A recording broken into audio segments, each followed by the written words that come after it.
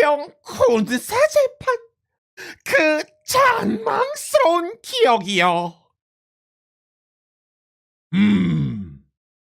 일로 어쩌면 좋단 말인가? 전설의 주계병 레전드 오브 리그 레전드 진떡팔 해병은 여느 해병문학 도입부가 그러하듯 깊은 고심에 잠겨 있었다. 지금껏 열심히 개발해온 해병 부대의 명성 덕분에 그는 이미 남부러울 것 없는 고참 해병의 반열에 올라 있었지만, 최근 전우들 사이에서 음식 맛이 예전 같지 않다는 말이 들려오고 있었기 때문이었다. 물론 진정한 해병 혼이 어떤 것인지 모르는 아세이들 입에서 그런 소리가 나왔다면 당연히 당장 도륙을 내어 황룡과 함께 저녁 식탁에 올리면 되겠으나, 그러나 지금은 상황이 달랐다. 모든 해병들의 정신적 지주라고 불리우는 황근출 해병님마저도 밥숟갈을 뜨신 뒤 알 수 없는 표정을 짓는 일이 늘어났기 때문이었다.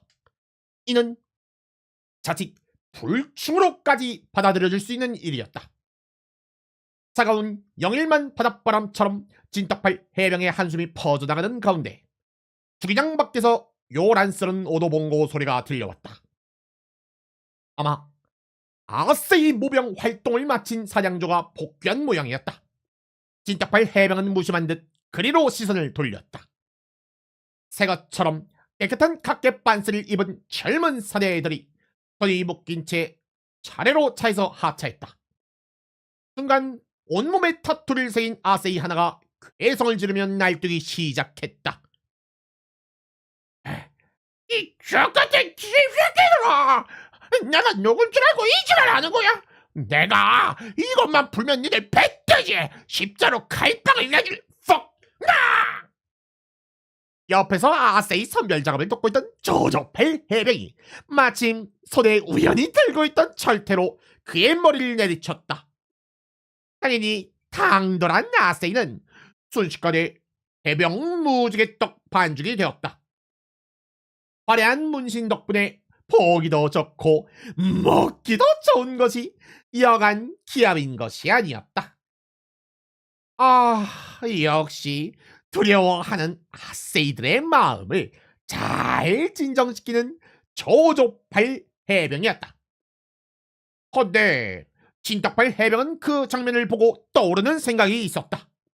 혹시 자신이 만든 해병 푸드의 맛이 점점 떨어지는 건 수준 이하의 기열 해병들이 검증도 없이 식재료로 써서 그런 게 아닐까?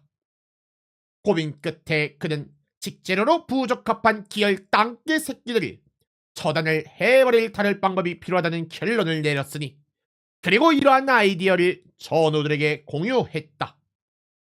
어느 해병문행이 그러하듯 1초간의 마라톤 회의를 거친 오도 해병들은 해병 군사 재판을 열어 기열찐빠 해병들을 심판하기로 결정했다.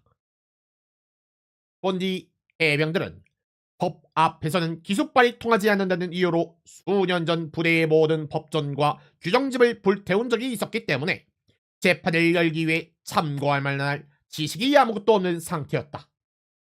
다행스럽게도 얼마 전 들어온 아세이들 중엔 포항 시내의 모 변호사 사무실에서 청소부로 일하다 입대한 법무병인 유 전무제 무전유죄 해병이 있어서 방향성을 어느 정도 잡을 수 있었다. 그와 동시에 황근출 해병의 지시에 따라 고문으로 삼을 법조인들을 초빙해 오기 위해 대구지검 포항 지원으로 특수 긴바이조가 기파되었다. 그러나 안타깝게도 얼마 전 할로윈 날 포항 해병 직할 5도짜세 기업 광역 특례시에 발생한 원인몰이 대화재 때문에 검찰청에는 검사와 수사관이 한 명도 없었다. 필시 기알 간첩놈들의 소익이 분명한 대화재를 상기하며 김바이주의 우두머리 무모칠 해병은 분노로 몸을 떨었다. 대신 그들은 청사를 지키고 있던 해병 삼겹살의 재료, 사회복무요원과 다수의 법전을 무상으로 지원받는데 성공. 빈손으로 왔다는 손가락질만큼은 간신히 피할 수 있었다. 그렇게 오도 해병들은 바쁜 고압을 마치고도 1분씩 시간을 내어 육법전서와 재판 사무에 관한 책을 독학했다. 그리고 3일 뒤 역사적인 첫 해병 군사 재판을 참관하기 위해 모든 해병들이 결혼식장 겸 장례식장 겸 피트니스 센터 겸 군사법원으로 쓰이는 컨테이너 17층에 집결하였으니 모든 해병들이 웅성거리는 가운데 재판부가 모습을 드러냈다.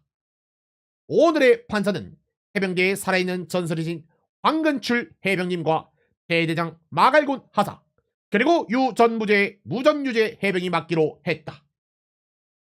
유 전무제 무전유제 해병은 전입한 지 갓 3개월이 넘어가는 아세이 중에 아세이지만 부대 내에서 유일하게 법전의 내용을 소리내어 읽을 수 있다는 이유로 특별히 판사석이 허락되었다.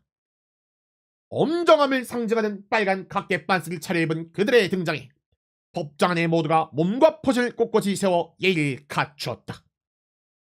오늘의 첫 피고인은 괴흥태 해병이 널어놓은 A급 각계 빤스를 깃바이 하다 발각된 홍발탄 해병이었다. 그를 기소한 검사 견상섭 해병은 위험 있는 목소리로 공소 사실을 읽기 시작했다. 반대 김바위와 절도는 들키지 않느냐의 여부로 판가름이 나는 법이다. 하지만 피고 홍발탄 해병은 이곳에 전임을 온 지 1년이 지났음에도 불구하고 각계 빤스를 가져가려다 전임 해병에게 들키는 길을 찐빨이 내고 만 것이다. 따라서 본 검사는 홍발탄 해병이 저지른 찐빨이 김빨이가 아닌 절도로 보아야 한다고 주장한다. 하지만 결론을 맡은 박철군 해병의 기세 역시 결코 꿀리지 않았다. 평소에는 신음소리 하나 허용하지 않는 군기 반장이면서도 밤마다 아세들의 뒷구멍에 특제 올체 크림을 손수 발라주는 부드러운 면머리를 가진 인자. 과연 기압이 들어간 변호인에 어울리는 짜세 해병이었다. 아세이들에게 원래 개인 물건이라는 개념이 없다. 각계 빤스와 전투 콘돔 등 용품은 모두가 돌려쓰기 때문이지. 따라서 비고 홍발탄 해병이 빤스를 김바위 치는데 성공했더라도 결과적으로 그 빤스는 돌고 돌아 다시 괴형태 해병에게 돌아갔을 것이다. 비고 역시 그것을 당연히 알고 있었을 테지. 따라서 그것은 일시적으로 단순히 사용을 하기 위해 물건을 훔치는 사용 절도에 속해 절도죄가 성립한다고 볼 수 없다. 이 투박한 줄로만 알았던 바다 사나이들에게서도 이런 진지한 논의가 나올 수 있다니. 이 모든 과정을 판석 밑에서 기록을 남기던 말달필 해병은 자신도 모르게 감동하여 아래쪽에 피가 몰리는 듯 했다. 어쨌든 불꽃 튀는 논쟁이 끝나고 재판부가 판결을 내릴 시간이 왔다. 판사석 중앙에 앉은 황근출 해병이 1초도 안 되는 시간에 판결문을 적성하여 읽기 시작했으니 피고가 김바위 도중 발각되었다는 찐빨을 낸 것은 확실하나 긴 물건이 없는 아세라는 점을 따뜻한 시선으로 참작할 필요도 충분해 보인다. 따라서 해병 군사법원은 홍발탄 해병에게 별도의 처벌을 내리지 않고 해병 스테이크에 체류가 되어 전우들에게 봉사라는 명령을 선고한다.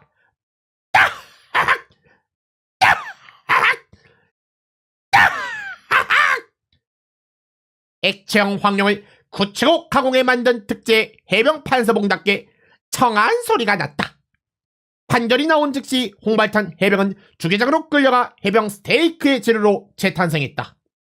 끌려가면서도 자신의 찐빨을 반성하는 듯 눈물을 흘리는 홍발탄 해병을 보며 법정의 모두는 감동의 길박수를 보내었다. 곧이어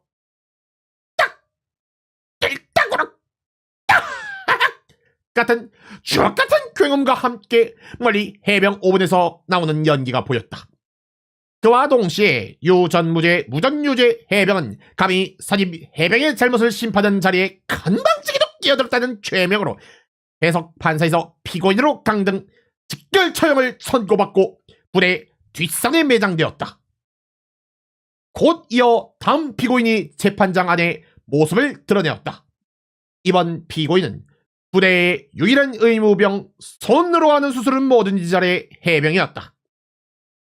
모두의 복용 수술을 집도해주는 고마운 전우였지만 해병 군사재판의 엄정함에 예외가 있어선 안 되는 법. 정내의 모두가 긴장이 섞인 군침을 꿀꺽 삼켰다. 검사 견상섭 해병이 공소 사실을 천천히 읽어 나갔다.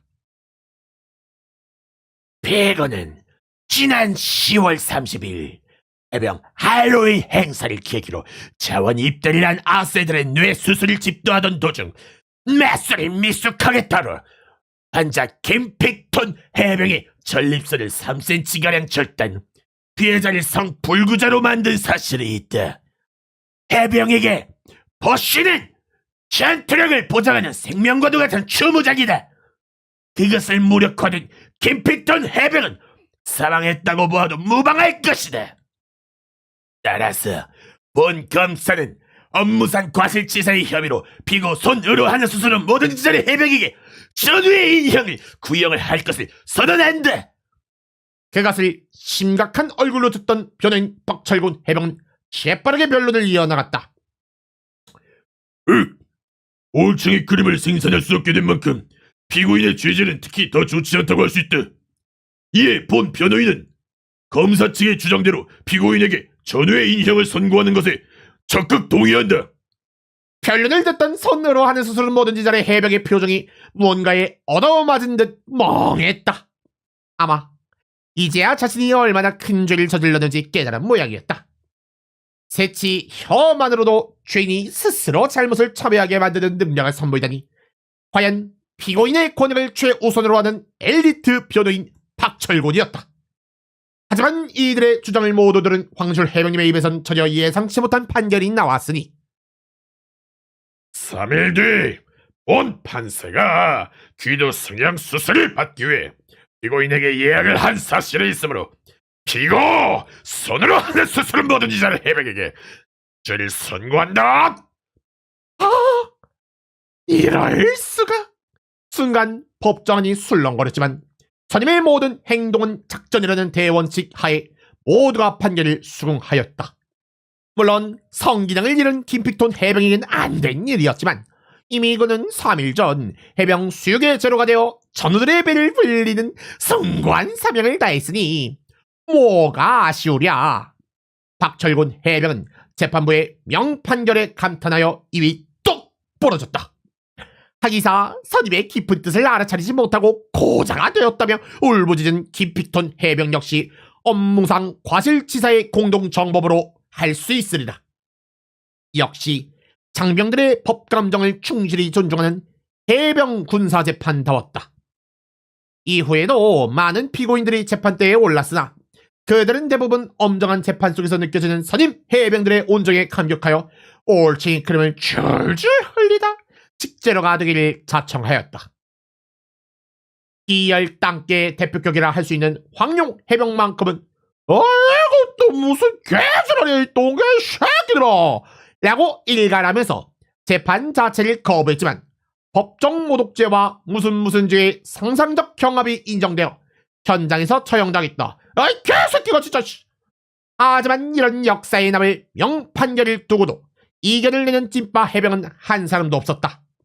안타깝게도 법무병 유전무죄 무전유죄 해병이 누군가에 의해 피살되는 바람에 해병 군사재판은 이날을 끝으로 더는 열리지 못했지만 오도 해병들에게 그런 사실이 뭐가 중요하겠는가. 해병은 언제나 내일 기대하는 법이다. 맛있는 해병 스테이크로 배를 채운 해병들은 어김없이 각자의 높은 주법 정신을 칭송하며 천회를 즐기는 뒤풀이를 가졌다. 행복에 겨운 싸가 소리가 밤하늘로 우렁차게 울려 퍼졌다. 온도 백도 없는 놈이 해병대 족발로 왔어. 야 내 몸은 날 때부터 개털이란다. 야 이년아 그런 말 말고 네 몸 팔아 제대시켜라. 이 삐삐삐삐 놈아 삐까지 마라. 내 삐삐가 제대 삐삐가 1944년 10월 말달필 해병의 재판 속기록에서 발췌.